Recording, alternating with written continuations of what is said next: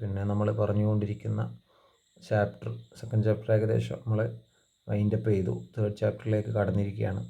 അപ്പോൾ ഫസ്റ്റിൽ ആ ഡയറിയിലുള്ള ആ ഒരു മാജിക് എക്സ്പെരിമെൻറ്റ്, ക്യൂരിയോസിറ്റി വളർത്തുന്നൊരു എക്സ്പെരിമെൻ്റ് ആണല്ലേ.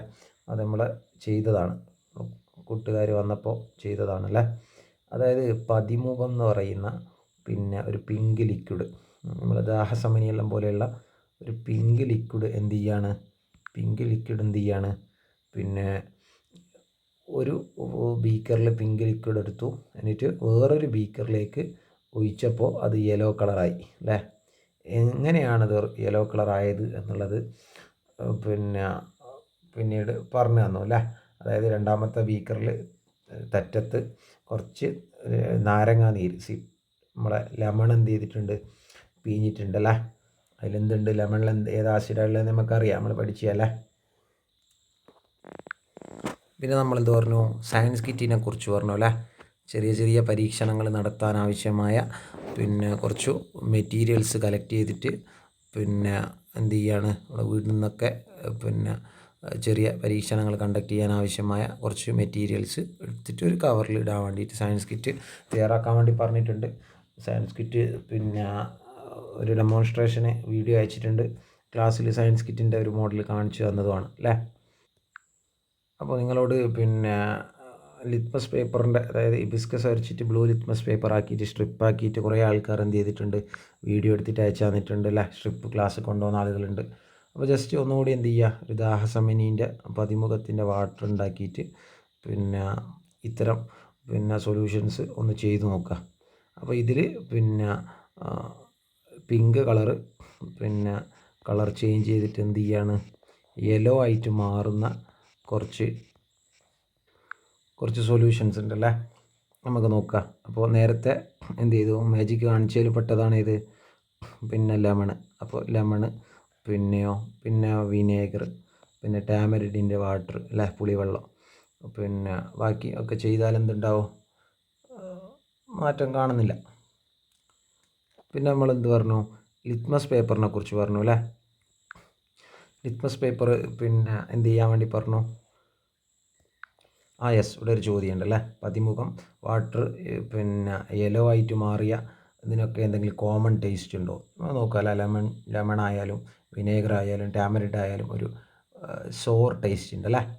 പിന്നെയോ ലിറ്റ്മസ് പേപ്പർ പിന്നെ എങ്ങനെയാണ് നിർമ്മിച്ചത്, എന്തുകൊണ്ടാണ് നിർമ്മിച്ചത് അല്ലേ. പിന്നെയോ ആ ലിറ്റ്മസ് പേപ്പർ പിന്നെ ലിറ്റ്മസ് സൊല്യൂഷൻ എങ്ങനെയാണ് ഉണ്ടാക്കുക.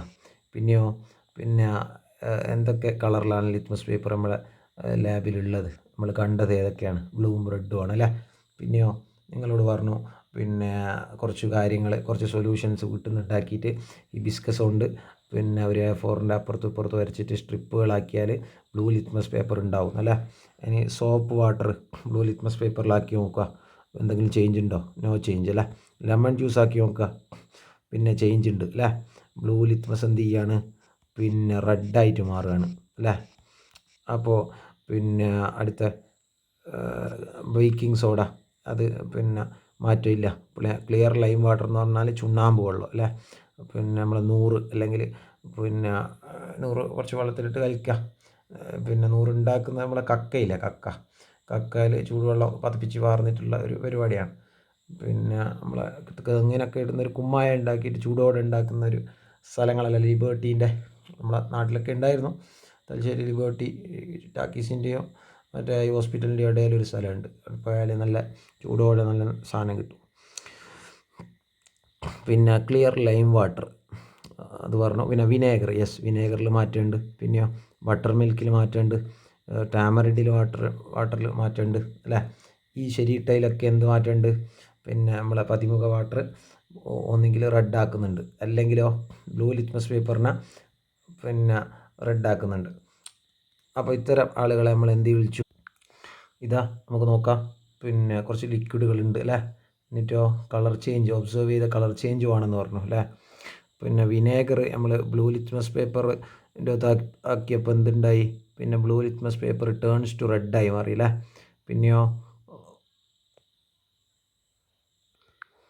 ഇനിയോ റെഡ് ലിറ്റ്മസ് പേപ്പർ ആക്കിയപ്പോയോ കളർ ചേഞ്ച് ഒന്നുമില്ല അല്ലേ.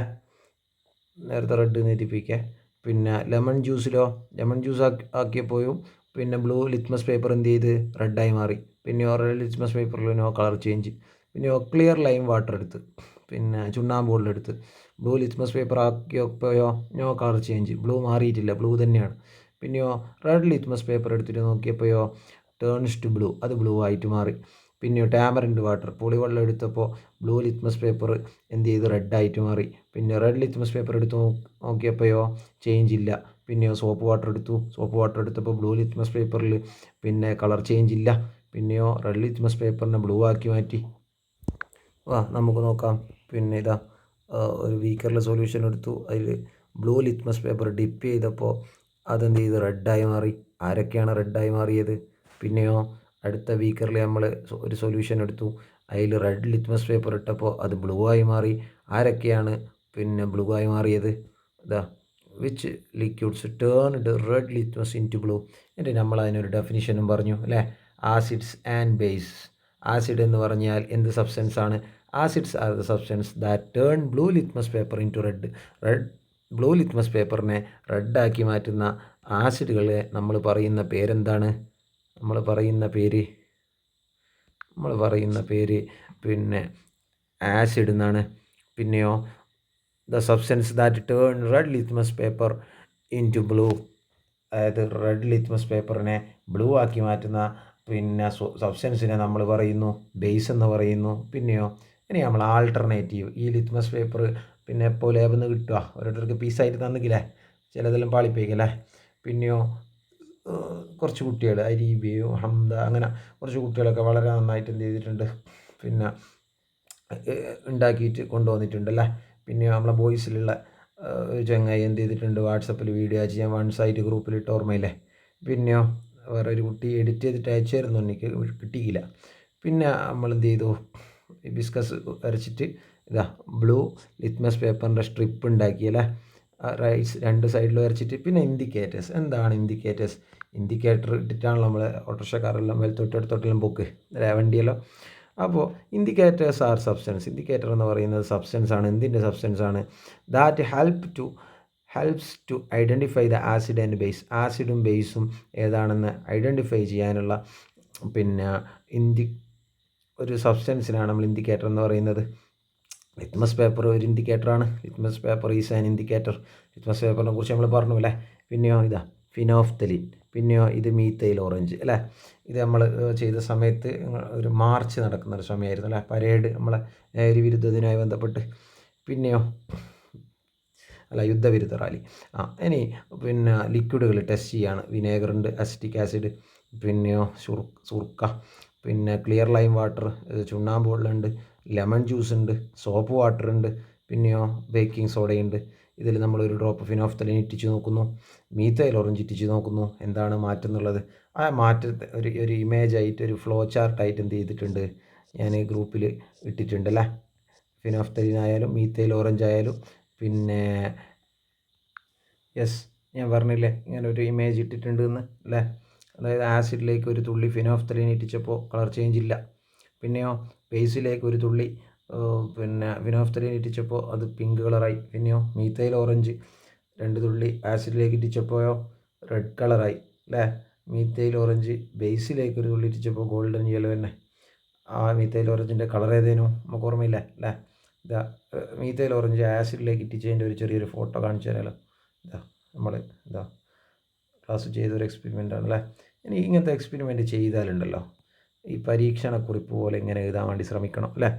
പരീക്ഷണക്കുറിപ്പ്, എയിം, ഒബ്ജക്റ്റീവ്, മെറ്റീരിയൽസ് റിക്വയർഡ്, പിന്നെ മെത്തേഡ്, എങ്ങനെയാണ് നമ്മൾ ചെയ്യുന്നത്, അതായത് പ്രൊസീജിയർ, പിന്നെ ഒബ്സർവേഷൻ, നമ്മൾ എന്താണ് അതിൽ കണ്ടത്, പിന്നെയോ എൻ്റെ അവസാനം എന്ത് വേണം, ഇൻഫറൻസ്, അതായത് കൺക്ലൂഷൻ, എന്താണ് നമ്മൾ എത്തിച്ചേർന്ന നിഗമനം.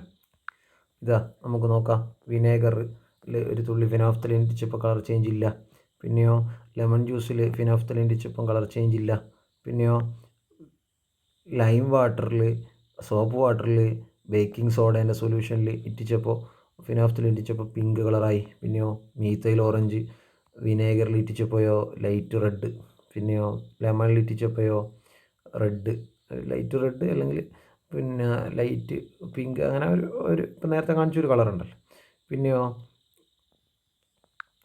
ഇനി നമ്മൾ ആ ഒരു ബേസിലേക്ക് ഇട്ടിരിക്കുന്നല്ലേ, lime water, soap water, baking soda, അതിലൊക്കെ ഇട്ടിച്ചപ്പോഴോ യെല്ലോ, ലൈറ്റ് യെല്ലോ, അങ്ങനത്തെ ഒരു ഗോൾഡൻ യെല്ലോ കളർ തന്നെ വന്നല്ലേ. നേരത്തെ ആ ഒരു ഫ്ലോ ചാർട്ട് പോലെ തന്നെ ഉണ്ടല്ലേ. പിന്നെ ഇവിടെ ചോദിക്കുന്നത് substance can be used as indicator of ആസിഡിൻ്റെ ഇൻഡിക്കേറ്ററായിട്ട് ഏത് യൂസ് ചെയ്യുക, ബേസിൻ്റെ ഇൻഡിക്കേറ്ററായിട്ട് ഏത് യൂസ് ചെയ്യുക? അതിന് ഉത്തരം പറ. ഇപ്പോൾ ഈ ഒരു ഫ്ലോ ചാർട്ട് കണ്ടോലിക്ക് തന്നെ പെട്ടെന്ന് മനസ്സിലാവല്ലോ. നമുക്ക് ബേസിൻ്റെ ഇൻഡിക്കേറ്ററായിട്ട് ഫിനോഫ്തലീൻ ഉപയോഗിച്ചൂടെ? പിന്നെ